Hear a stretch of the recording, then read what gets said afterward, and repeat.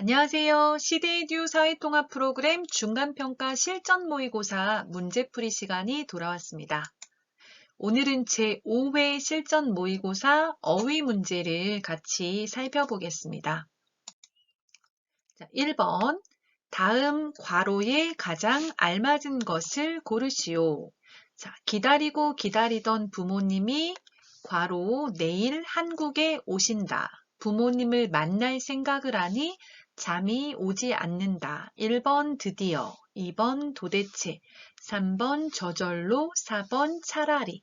자, 기다리고 기다렸어요. 부모님이 오시기를 기다리고 기다렸어요.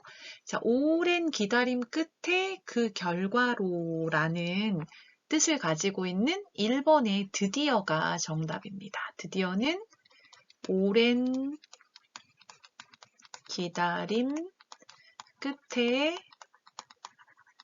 그 결과로 라는 뜻인데요. 여러분이 어떤 날이 되기를 기대하면서 기다려요. 그럴 때 기다리고 기다렸는데 그 날이 됐어요. 그럴 때 드디어 뭐뭐뭐 얘기하거든요. 결혼식을 기다리고 기다렸어요. 그런데 내일이 결혼식이에요. 드디어 내일이 결혼식이다. 이렇게 말하죠. 여기서는 부모님이 한국에 오시기를 기다리고 기다렸어요. 기다리고 기다리던 부모님이 내일 한국에 오신다. 기다림 끝에 딱 기다리던 그 날인 거죠. 그 날. 그걸 말할 때 드디어를 사용합니다.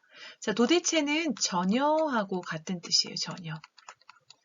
그래서 보통 어떻게 얘기하냐면 나는 그 사람을 이해할 수가 없다. 그럴 때 하나도 이해를 못하겠어요. 그럴 때 전혀 이해할 수가 없다. 도대체 이해할 수가 없다. 말합니다. 저절로는 어떤 노력을 하지 않고 자연적으로 그런 뜻이에요. 자연적으로.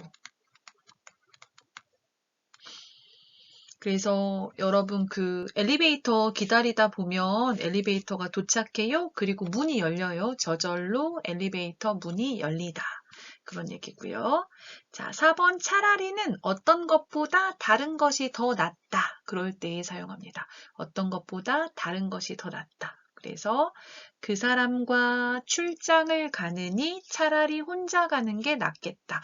그 사람과 같이 출장을 가는 것. 그리고 혼자 가는 것 비교할 때 그것보다는 다른 게 더 낫다. 이럴 때 차라리를 사용합니다. 그래서 어떤 것보다 다른 것이 더 낫다.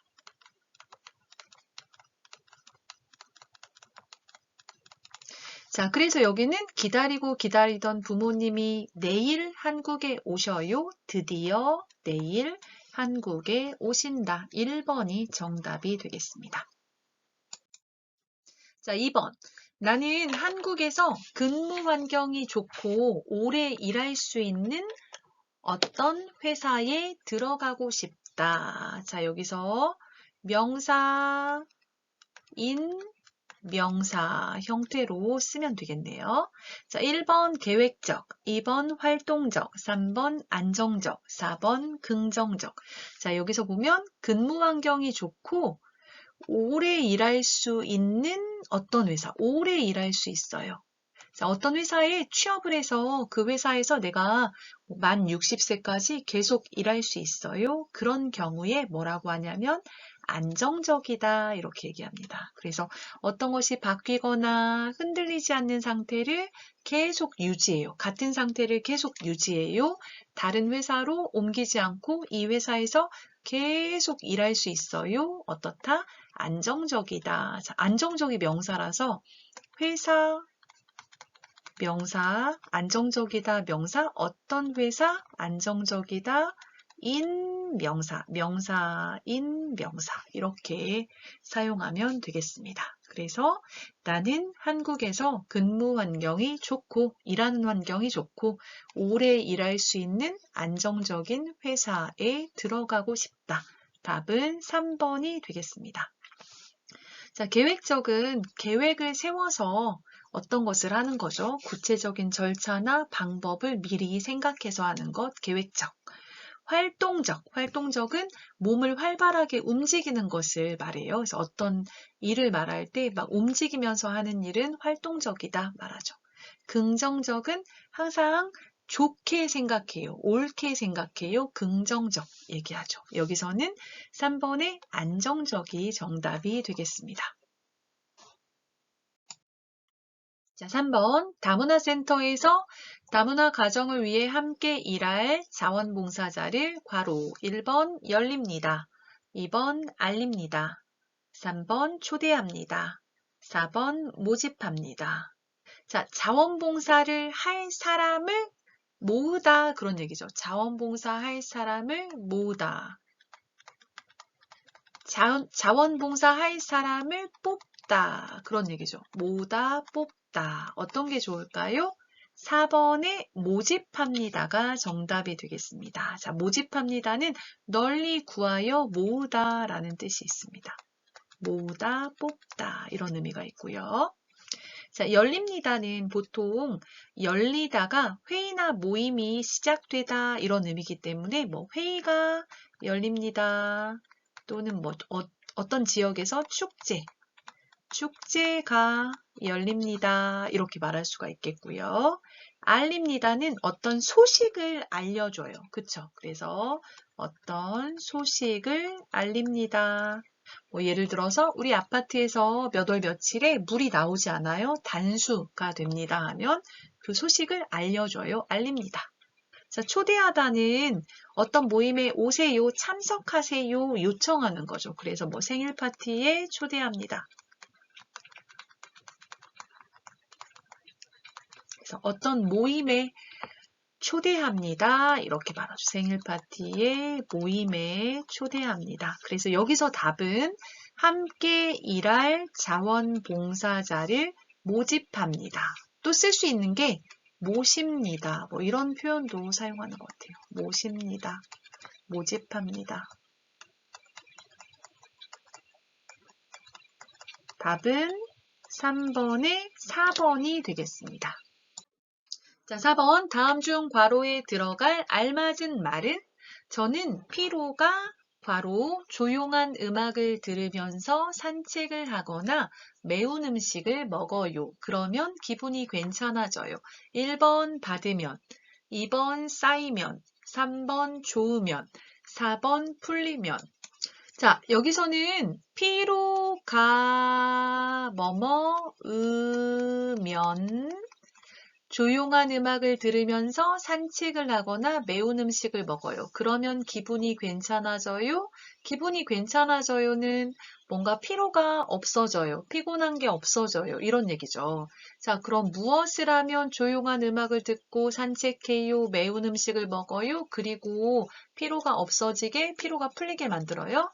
피로가 생기다. 그런 얘기죠. 피로가 생기다. 그래서 여기서 쓸 수 있는 거는 피로가 쌓이다 2번이 되겠습니다. 자, 피로가 쌓이다. 피로하면 여러분 피곤하다 그 말이에요. 피곤하다. 피곤하다 그 얘기예요. 피로가 쌓이다. 그리고 반대말은 피로가 풀리다.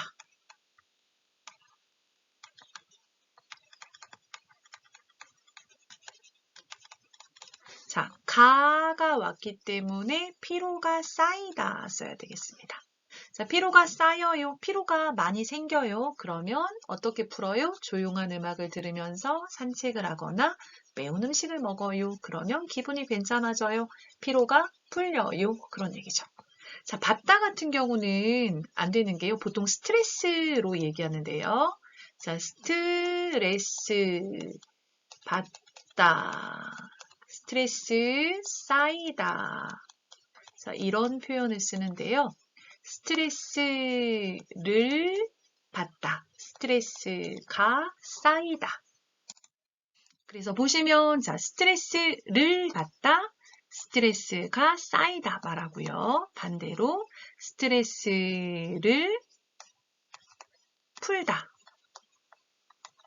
스트레스가 풀리다. 이렇게 사용합니다. 그래서 여러분 이가 을을 사용을 조심해야 돼요. 스트레스를 받다, 스트레스를 풀다. 스트레스가 쌓이다, 스트레스가 풀리다. 이렇게 문장을 만들어야 어휘를 사용해야 여러분 틀리지 않고 문장을 만들 수가 있습니다. 그래서 4번의 답은 피로가 쌓이면이 되겠고요. 풀리면은 안 되죠. 풀리려면 정도면 맞을 수 있을 것 같아요. 자, 5번 다음 밑줄 친 부분과 의미가 반대인 것은 자, 반대말을 찾는 문제이네요. 자, 민수 씨는 내성적이어서 자신의 생각을 친구들에게 잘 말하지 않는다. 내성적이다 하면요. 자신의 속마음이나 감정을 겉으로, 밖으로 드러내지 않고 마음속으로만 생각하는 그런 뜻이에요. 옆에 사람에게 자신의 생각을 이야기하지 않고 마음속으로만 어떤 것을 생각하고 있어요. 그런 성격. 자, 그러면 반대를 찾으면 되겠죠. 자, 볼까요? 1번 꼼꼼해서, 2번 다정해서, 3번 외향적이어서, 4번 소극적이어서. 자, 반대는 자기 생각을 적극적으로 밖으로 드러내요. 그런 성격이니까 답은 3번 외향적이다, 외향적이어서를 고르면 되겠습니다. 자, 꼼꼼하다는 하나하나 잘 챙겨서 실수를 하지 않아요. 여러 가지 계획을 잘 세우고 하나하나 잘 챙겨서 실수가 없어요. 그런 성격 꼼꼼하다. 자, 다정하다는 정이 많다. 그런 얘기죠. 정이 많다. 정이 많아요. 마음이 따뜻해요. 다정하다. 그런 의미고요. 자, 소극적이다는 누군가 시키면 해요. 근데 스스로 막 활동적으로 움직이지 않아요. 자기가 나서서 어떤 것을 하지 않고 누군가가 시키면 움직여요. 그런 경우 소극적이다. 자, 소극적 반대말은 적극적이 있습니다. 자, 그래서 5번의 답은 내성적이다의 반대말 외향적이다 여서 3번의 외향적 이어서가 정답이 되겠습니다. 자, 6번. 다음 밑줄 친 부분과 의미가 반대인 것은 자, 국제화 시대에는 다국적 기업이 증가하면서 해외 지사도 늘고 있다. 1번 늘면서, 2번 넓히면서, 3번 감소하면서, 4번 지원하면서. 자, 국제화 시대 하면 여러분 어떤 일이 한 나라와만 관련이 있는 게 아니라 여러 나라와 관계가 있어요. 그럴 때 국제화, 뭐 세계화 이렇게 말하죠. 국제화 시대에 다국적 기업. 자, 다국적 기업 이것도 좀 어렵네요. 다국적 기업은 여러 나라에 걸쳐 세계적인 규모로 영업을 하는 큰 기업. 한 나라에서만 하는 게 아니라 여러 나라에서 경영을 하는 그런 기업을 말합니다. 자, 증가하다 뭐예요? 증가하다. 어떤 것이 늘다 그런 얘기죠. 자, 해외 지사도 늘고 있다. 해외 지사는 우리나라가 아니라 다른 나라에 그 회사 일을 할 수 있도록 만들어 놓은 회사를 말합니다. 자, 증가하고 있다.